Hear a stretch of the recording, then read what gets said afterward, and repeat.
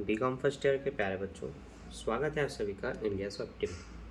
मैं हूं आपका एसडीएम सर, जो आज आपको पढ़ाएंगे बिजनेस मैथमेटिक्स में न्यू चैप्टर जो इसी साल ऐड हुआ है, वैदिक गणित। वैदिक गणित आपका इकाई 4 है, जिसके अंतर्गत एक चैप्टर में इंपॉर्टेंट थ्योरी आती है, दूसरे में प्रैक्टिकल आता है और दोनों ही आता है। क्योंकि पहले 15 नंबर के क्वेश्चन होते थे, अब उसको डिवाइड कर दिया गया है। 55 नंबर के क्वेश्चन आ सकते हैं, 6, 7, 8 नंबर के क्वेश्चन आ सकते हैं। जैसा एग्जामिनर में देना चाहे आपके सेंटर के हिसाब से वैसा दिया जा सकता है। ठीक है, अलग अलग यूनिवर्सिटी इसको अलग अलग डिफरेंट टाइप से क्वेश्चन देना स्टार्ट कर दी है पिछले सालों से इस सालों में। तो मैं अभी उसी को बेस मान करके बता रहा हूँ कि 5-5 नंबर में छोटे छोटे टॉपिक आ सकते हैं। तो वैदिक गणित में आपको गुणा करने की विभिन्न पद्धति बताई गई है, जिसमें से एक पद्धति है उप आधार विधि। उप आधार विधि में क्या होता है, कोई भी संख्या जो 2 अंकों की होती है उनका आधार 10 माना जाता है। जो 3 अंकों का होता है उसका आधार 100 माना जाता है। जो 3 से अधिक 1000 के करीब होते हैं 4 अंकों वाले, उनका आधार 1000 को माना जाता है। 5 अंकों की संख्या का आधार 10,000 माना जाता है। इसी तरह से आप देखेंगे आपको कितने अंकों की संख्या दी गई उतना आप आधार मान सकते हैं। अब जरूरी नहीं कि हर बार आप यही मानेंगे, आप 50, 600, 7000, 500 इनको भी आधार मान सकते हैं। संख्या कितने किसके करीब है उनको ध्यान में रख करके। उदाहरण के लिए जैसे कि यहाँ पर उदाहरण नंबर 24, यहाँ पर हम देख रहे हैं 497 गुणित 493। अब ये दोनों सबसे करीब किसके हैं, 1000 के, 100 के या 500 के। 3 ऑप्शन मैंने दिया, 1000, 100 या 500। मुझे तो ये 500 के करीब दिख रहे हैं, क्योंकि ये 3 कम है और ये 7 कम है। 1000 से बहुत कम है ये, ठीक है, और 10 से ये बहुत ज़्यादा है। तो मैं सिंपल सा ऑप्शन यही दूंगा कि भाई ये दोनों 500 के करीब है। तो इसी तरह से देख करके आपको संख्याओं को पहचानना है कि कौन किसके करीब है। ठीक है, अब आपने वो पहचान लिया तो आगे क्या करना है वो भी बताता हूँ। याद ये रखना है, इनका जो आधार आप पहचानेंगे उसमें मुख्य संख्या और बेस संख्या को अलग करना है। 500 की मुख्य संख्या आधार उसका 100 है, उसमें 5 का गुणा करने पर वो 500 हुआ था, तो बेस संख्या 5 होगी और आधार उसका 500 होगा। ये अलग कर देना है। अब क्या करना है ये बता रहा हूँ। इन दोनों को एक के नीचे एक लिख लेना इस तरह से, पहले 497 फिर 493। अब आपको बताना है कि 497 500 से कितना कम है। 497 500 से 3 कम है, तो -3 लिख लेना। 3 कम हो तो -3, अधिक हो तो प्लस करके लिखते हैं। कम है तो -3, और 493 500 से 7 कम है तो -7 लिख लेना। अब क्या करना है, आपको इन दोनों का गुणा करना है और इनको घटाना है, प्लस में हो तो जोड़ना होता है। तो आप इन दोनों का गुणा करेंगे, 7 या 21 मिलेगा। कितना मिलेगा, 7 या 21। तो उसको गुणा करके अलग से आपको रख लेना है 7 या 21। ठीक, जैसे कि यहाँ पर एक गुणा करके 21 रखा है। इन दोनों को घटाना है क्योंकि यहाँ माइनस है। 497 में 7 घटा देंगे तो 490 आ जाएगा। वो 490 को आपको क्या करना है, जो आपका मुख्य संख्या था 5, उससे गुणा कर लेना है। मैंने यही बताया था, जो बेस होगा उसमें आधार अलग करके जो मुख्य संख्या होगी उसी से गुणा करना, उसको अलग रखना। तो 490 जो घट के आया उसी में 5 का गुणा कर दो, तो 490 गुणित 5 मतलब 2450। अब बस इस 2450 के बगल में इस 21 को लिख देना है।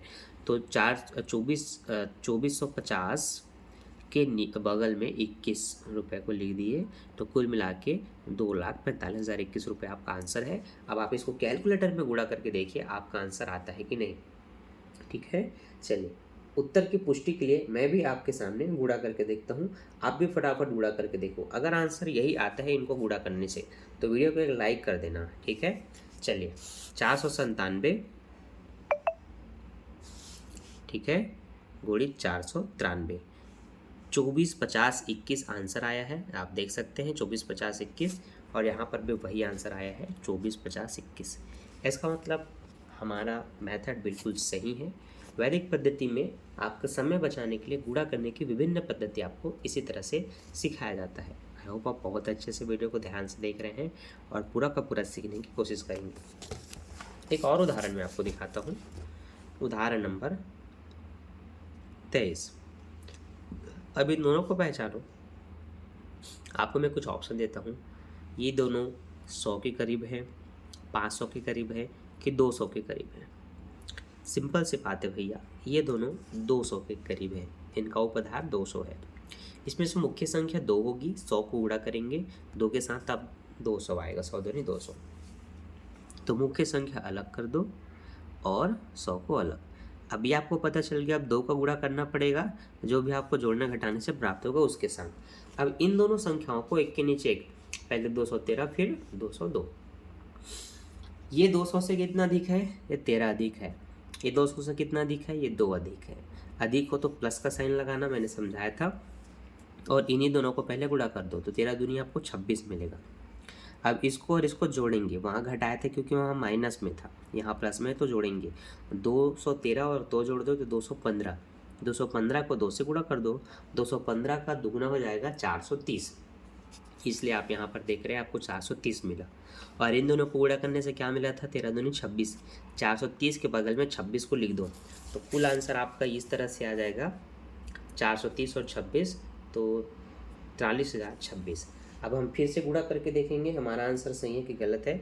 213 गुणी 202, ये हमारा कैलकुलेटर आ गया। 213 गुणी 202, 43,026 हमारा आंसर है, बिल्कुल सही है। तो आपने सीखा वैदिक पद्धति में उपआधार विधि, ठीक है। इसी तरह से आपके पास एक अधिकन पूर्वेण विधि है, पहले से एक अधिक, और ऐसे कर करके बहुत सारे विधि है। ये विधि काफ़ी सरल है, बाकी उन सभी से कैसे सरल है चलिए मैं बताता हूँ डिटेल से।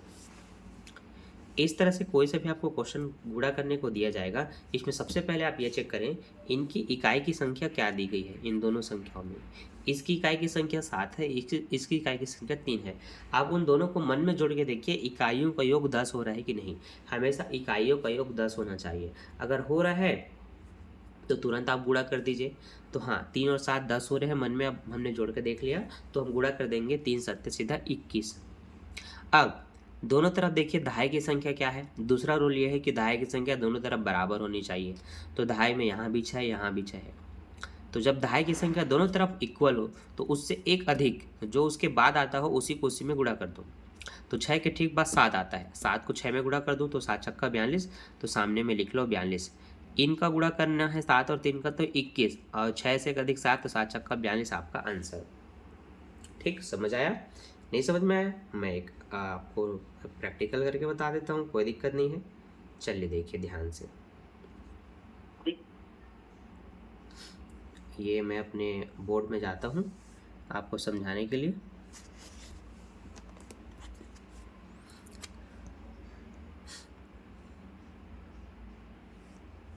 ठीक, देखिए मैं बस इतना कह रहा हूँ कि किसी भी संख्या का जो इकाई संख्या होती है उनका जो योग है मतलब प्लस, वो कितना होना चाहिए बच्चों? 10 होना चाहिए। तब तुरंत उन दोनों को क्या करना है? मल्टीप्लाई करना है। और जो दहाई की संख्या होती है वो दोनों तरफ इक्वल होना चाहिए, दोनों की तरफ बराबर होना चाहिए। अगर ये दोनों रूल फॉलो होते हैं तो दे दमादम तुरंत गुणा करो उसका। अब देखो, समझने के लिए मैंने यहाँ पर 82 और 88 गुणा करने को दिया। हमने देखा कि इसकी इकाई की संख्या 8 है और इसकी इकाई की संख्या 2 है। 8 और 2 10 होना चाहिए, और 10 होता है, तो बस दोनों का गुणा कर दो। तो 8 दूनी 16, यहाँ लिख दो 16। अब दोनों तरफ दहाई की संख्या सेम होना चाहिए, इक्वल होना चाहिए। तो हाँ भाई, यहाँ भी 8 है और यहाँ भी 8 है, दोनों समान है। तो 8 के बाद जो आता है उसको इसमें गुणा कर दो। तो 8 के बाद क्या आता है? 9। तो 9 8 बच्चों 72, ये लिख दो 72, और ये आपका आंसर है 72 16। आप कैलकुलेटर में आप गुणा करके देख सकते हैं भाई गलत बताया कि सही बताया है। ठीक है, कोई दिक्कत नहीं है सर। 82 × 88, 72 16 आंसर आया है यहाँ पर गुणा करने से, और यहाँ पर भी देखो बच्चों 72 16 आया है। तो ये होता है एकाधिकन पूर्वेण विधि। इसी तरह से मैं आपको छोटे छोटे सारे विधि सिखाते रहता हूँ इसी चैनल इंडिया स्वैप्टी में।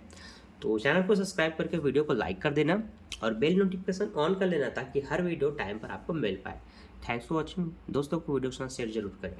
Bye bye. नेक्स्ट पार्ट के लिए कमेंट करना ना भूलें।